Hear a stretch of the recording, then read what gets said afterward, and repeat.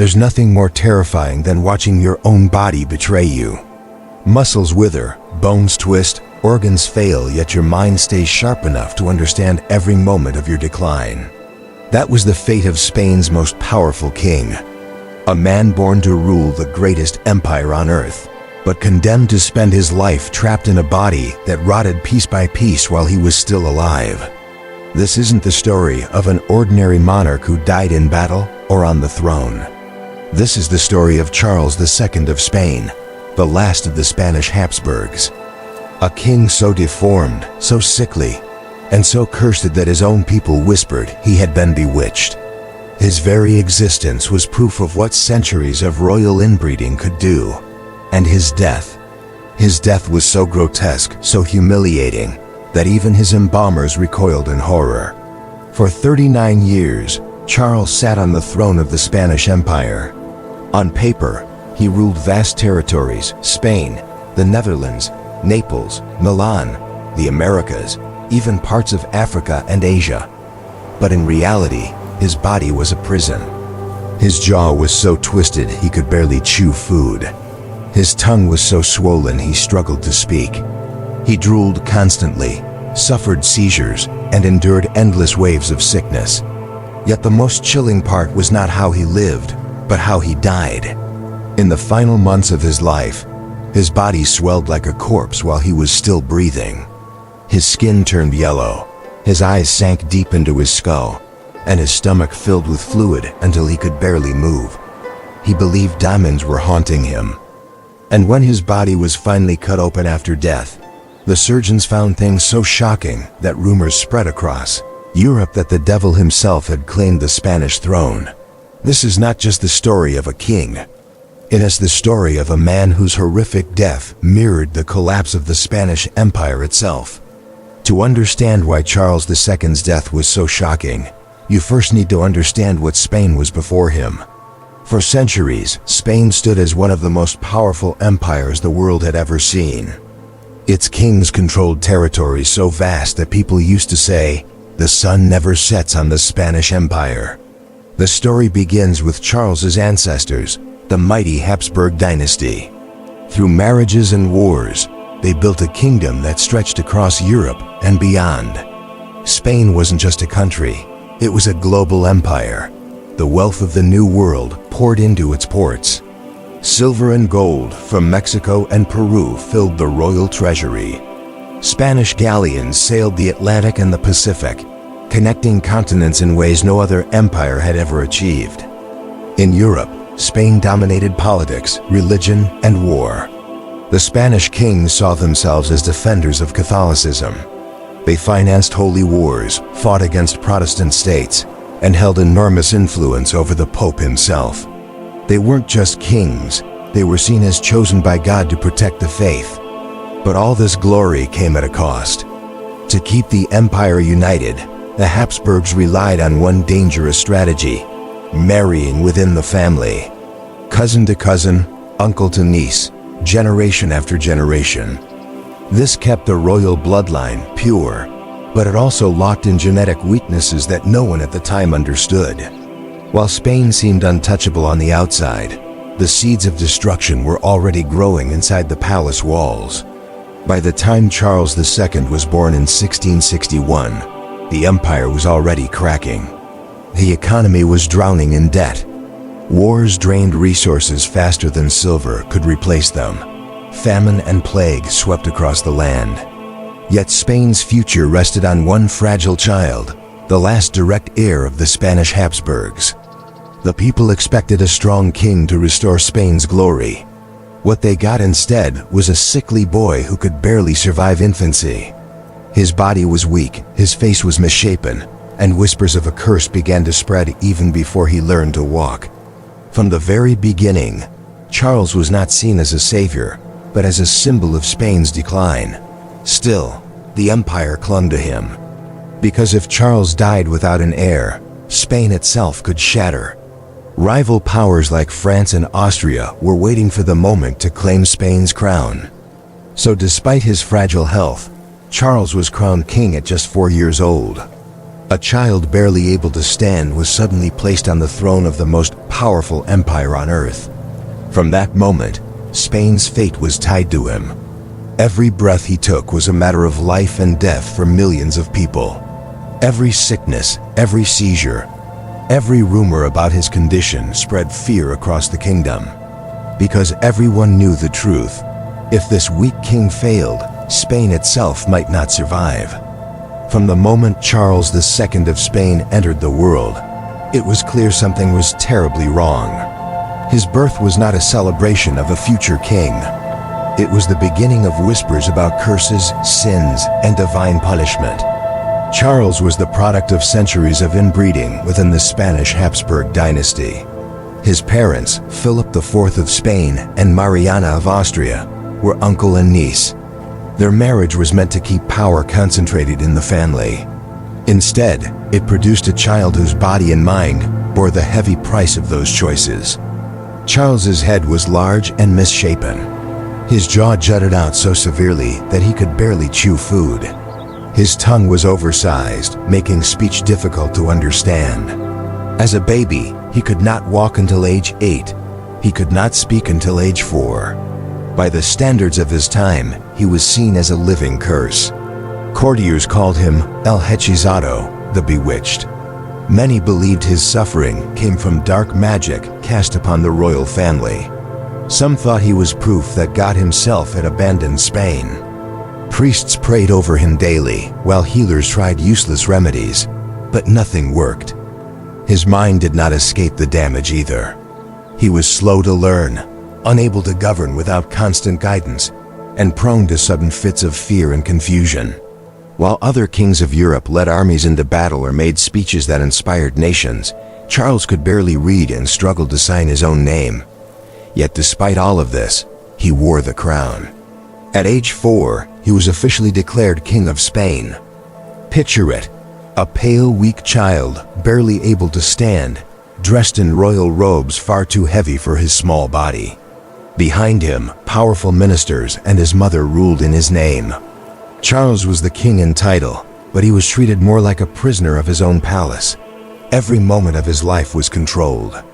He was watched by doctors, priests, and servants.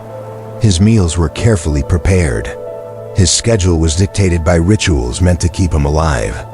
But no amount of control could hide the truth. Spain's future rested on a king who might not live to see adulthood. The people of Spain grew restless. Whispers spread through the streets. How could a kingdom so vast, so rich, so powerful, be ruled by a man who could not even produce an heir?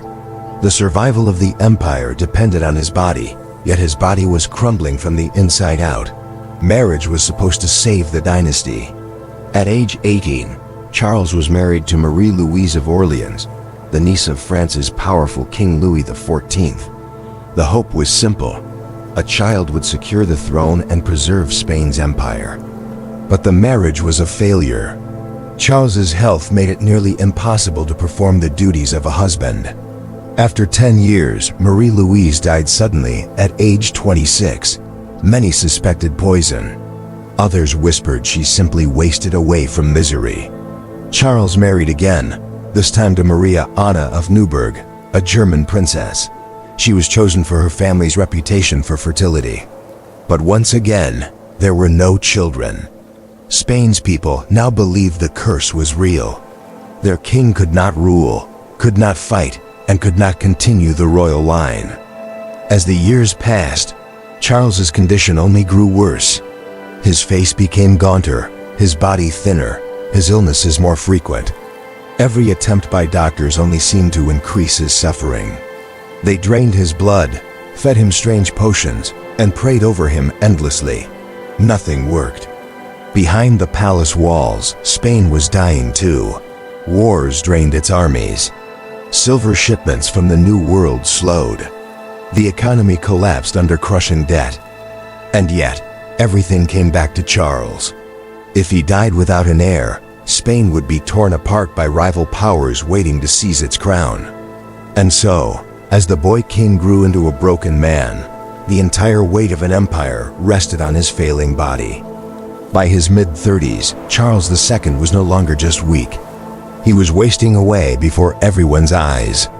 His body, already fragile from birth, began to collapse piece by piece. Reports from courtiers describe him as unable to chew solid food, unable to walk without assistance, and suffering from constant stomach pains. His hair fell out. His skin grew pale and waxy. His eyes sunk deep into their sockets. The king of one of the richest empires in the world looked more like a living corpse. Doctors were summoned day and night. They bled him until he fainted. They gave him potions made of ground-up gemstones, exotic herbs, and even the dust of mummies stolen from ancient tombs. They forced him to drink mixtures of urine and animal parts, convinced these bizarre cures might strengthen his body. Each attempt only weakened him further. But the court did not only turn to medicine, they also turned to God.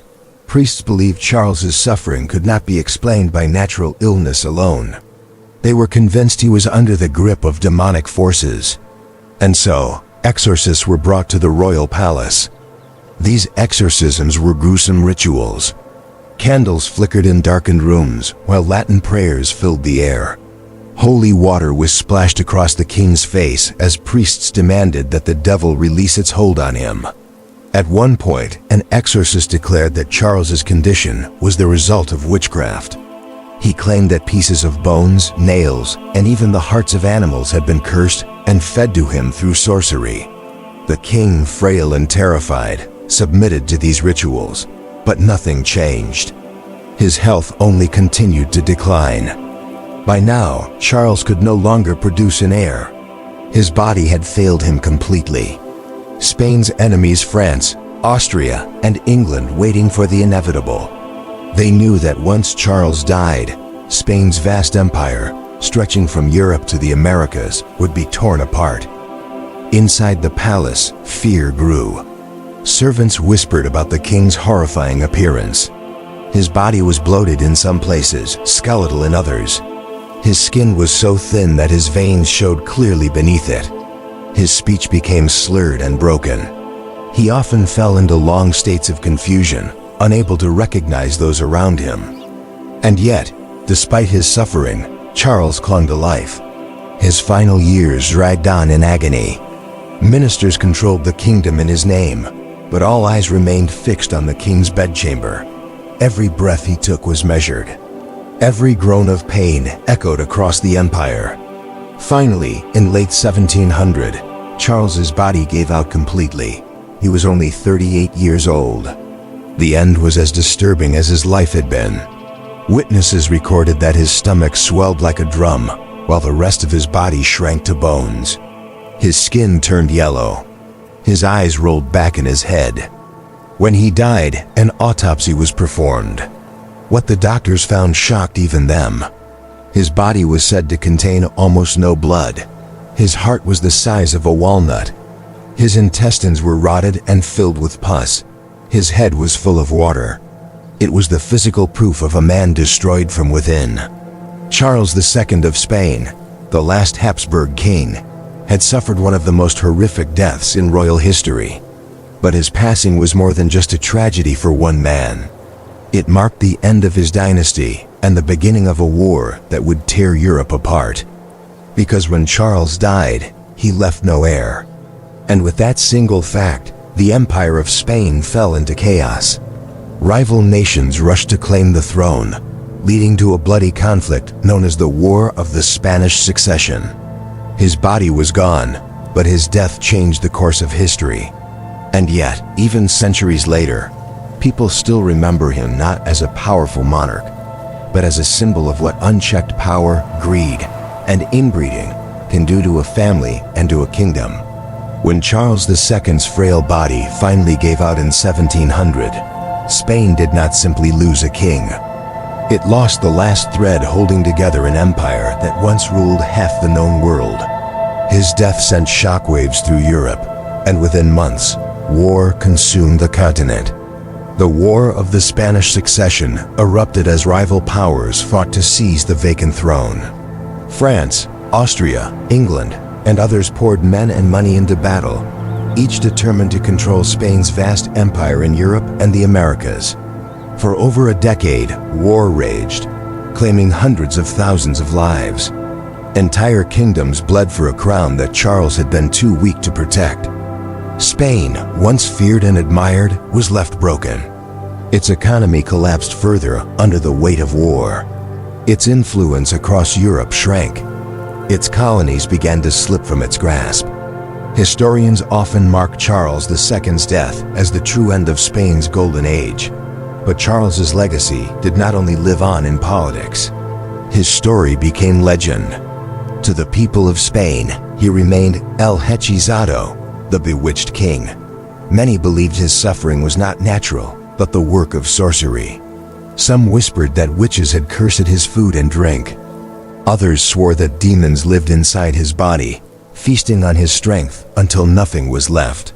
The church used his story as a warning. Priests told of a king so consumed by sin, inbreeding, and pride that God himself turned against him. They painted his horrific death as divine punishment, a lesson for rulers who placed power above morality. Historians, however, see his story differently. To them, Charles II was not bewitched but broken by centuries of inbreeding. The Spanish Habsburg dynasty had intermarried so often that genetic defects piled up generation after generation. By the time Charles was born, the damage was irreversible. He was the tragic result of a family tree twisted in on itself. Yet even with science to explain his suffering, the image of Charles II remains one of horror. A boy made king before he could walk.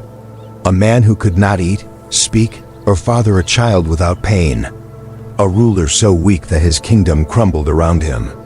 And in the end, it is not his policies or his decisions that people remember. It is his body, his swollen stomach, his skull filled with water, his heart the size of a walnut. His death became one of the most gruesome symbols of royal decline in history. Spain's most powerful king was not remembered for victories in war or triumphs in politics. He was remembered for his suffering. His crown was heavy, but his body was too weak to carry it. Today, centuries later, Charles II's life continues to fascinate historians, doctors, and ordinary people alike. Was he truly cursed, as his people believed? Or was his horrific life simply the cost of royal greed and ambition? Whatever the answer, one truth remains: Charles II's death was more than the end of a king. It was the death of an empire, the unraveling of a dynasty, and one of the most terrifying reminders of how power can destroy those who wield it. Charles II's death was not just the end of a man. It was the collapse of a dynasty that had ruled Spain for centuries. His short, painful life is still one of the darkest chapters in royal history, a story where power, greed, and superstition all came together in the body of one broken king. Think about it. This was the ruler of one of the largest empires on earth, yet he could not eat without choking, could not father children, and could not even walk without help. Entire nations depended on him, and yet his body was already doomed from the moment of his birth. The Spanish Habsburgs believed they could keep power by marrying within their own bloodline. Instead, they destroyed their future. Charles II became the human symbol of that destruction. His illness, his infertility, his terrifying appearance, all were living proof of what centuries of obsession with power had done to a family and a kingdom. When he died, Spain lost its golden age forever. The war that followed drained the country's strength and left it weak for generations. His name may not be as famous as kings like Henry VIII or Louis XIV, but his story is far more horrifying. He was not remembered for his power, but for his suffering. And maybe that is why his story still grips us today. Because it forces us to ask, what is the real cost of power? How many rulers, how many dynasties have destroyed themselves in their desperate attempts to cling to it? Centuries later, Charles II's ghost still haunts history books. Not as a king of glory, but as a warning. A warning of what happens when power blinds a family, when pride blinds a kingdom, and when no one dares to see the truth until it is too late. His people called him the Bewitched, but perhaps the real curse was not magic at all. Perhaps it was simply human greed. And if you think Charles II's end was horrific, wait until you hear about the royal deaths even worse than his. Because Spain was not the only kingdom with rulers who suffered nightmarish fates. The death of Charles II was not only the end of a king, it was the end of an era, the moment when Spain's power slipped through its fingers and never fully returned. His body was broken, his life was tragic, and his empire was doomed. Stories like this remind us that history is not just about battles and crowns. It is also about the fragile human lives behind them. And few lives were as fragile or as horrifying as that of Spain's last Habsburg king.